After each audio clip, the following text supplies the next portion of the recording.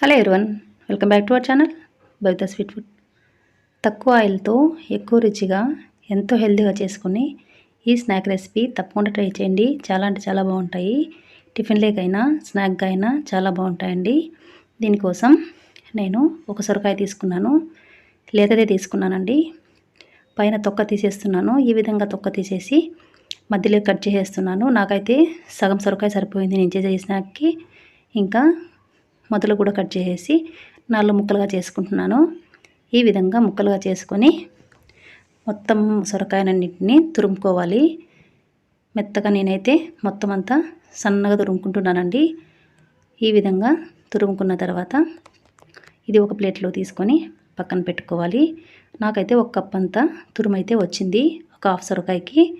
ఇంకా mixie jar తీసుకొని దాంట్లో కొద్దిగా అల్లం ముక్కలు, ఒక ఆనియన్ని ముక్కలుగా కట్ చేసి పెట్టుకున్నాను. పచ్చిమిరపకాయలు కూడా కొద్దిగా వేసుకుంటున్నాను. మీరు స్పైస్ తగ్గట్టు ఎక్కువ తక్కువ అడ్జస్ట్ చేసుకోవచ్చు. దీంట్లో 1 స్పూన్ అయితే సాల్ట్ వేసేసి గ్రైండ్ చేసుకున్నాను. ఇది మెత్తగా గ్రైండ్ చేసుకోకూడదండి. అంటే కచ్చా పచ్చగా గ్రైండ్ చేసుకోవాలి. ఈ విధంగా గ్రైండ్ చేసుకున్న ఈ మసాలాను కూడా సొరకాయలో వేసేస్తున్నాను. ఇందులో 1/2 స్పూన్ అంతా జీలకర్ర, ఇంకా ఇందులో నువ్వులు అయితే కంపల్సరీ వేయండి, అసలు స్కిప్ చేయొద్దు. నువ్వుల వల్ల టేస్ట్ అనేది చాలా బాగా ఉంటుంది. ఇప్పుడు పసుపు చిటికెడు వేశాను.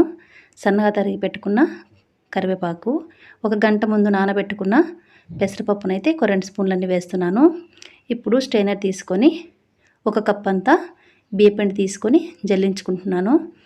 ఈ విధంగా మొత్తం జల్లించేసుకున్న తర్వాత బాగా మిక్స్ చేసుకోవాలి. దీంట్లో నా వాటర్ అయితే అస్సలు అవసరం పడవండి, సరిపోతుంది. సొరకాయలో ఉండే వాటర్ సరిపోతుంది కరెక్ట్గా. మీకు కనుక ఎక్కువ మెత్తగా అయింది అనిపిస్తే ఇంకొద్దిగా యాడ్ చేసుకోవచ్చు బియ్యపిండి. ఉప్పు చెక్ చేసుకున్న తర్వాత సాల్ట్ తక్కువగా ఉంది కాబట్టి నేను మళ్ళీ కొద్దిగా సాల్ట్ వేసుకుంటున్నాను. ఈ విధంగా కలిపి పక్కన పెట్టుకోవాలండి. ఈ విధంగా కలిపిన వెంటనే మన స్నాక్ అనేది రెడీ చేసుకోవచ్చు. దీనికైతే రెస్ట్ అయితే ఏం అవసరం లేదు, వెంటనే ప్రిపేర్ చేసుకోవడమే. ఇప్పుడు నేను కొద్దిగా పిండి తీసుకొని ఈ విధంగా ఉండలు చేసి పక్కన పెట్టుకుంటున్నాను. ఇలా చేసుకోవడం వల్ల మనమైతే స్పీడ్గా చేసేసుకోవచ్చండి. మన రెసిపీ అయితే ఫాస్ట్గా రెడీ అయిపోతుంది. ఇలా ఒక 4-5 ఉండలుగా చేసి పెట్టుకున్న తర్వాత నేను వీటిని ప్రిపేర్ చేస్తాను. ఇప్పుడు ఒక కవర్ తీసుకున్నాను, ఆయిల్ కవర్ తీసుకొని దాని మీద ఆయిల్ బాగా అప్లై చేశాను. ఇప్పుడు ఒక్కొక్క ఉండ తీసుకొని బాగా స్ప్రెడ్ చేసుకుంటున్నానండి. ఇది వీలైన పతలాగా వస్తాయండి. ఎంత వీలైతే అంత పతలాగా మనం చేసుకోవచ్చు. మీరు మందంగా కావాలంటే మందంగా చేసుకోండి, పతలా కావాలంటే పతలా చేసుకోండి. నాకైతే పతలాగా చేసుకోవడం చాలా ఇష్టం. చాలా అంటే చాలా బాగా పతలాగా వచ్చాయండి. సాఫ్ట్గా ఉంది కాబట్టి పిండి. ఈ విధంగా మొత్తం అన్ని ప్రిపేర్ చేసుకున్న తర్వాత ఒక ప్యాన్ పెట్టుకొని హీట్ అయిన తర్వాత ఒక జస్ట్ 1/2 స్పూన్ అంత ఆయిల్ వేసానండి. ఆయిల్ కూడా ఎక్కువ అవసరం పడదు. 1/2 స్పూన్ అంత ఆయిల్ వేసి బాగా స్ప్రెడ్ చేసుకున్న తర్వాత మనం చేసిన ఈ అప్పాలని ఇలా విధంగా పెనం పైన వేసుకుంటున్నాను. నాకైతే 3 అయితే సరిపోయాయి.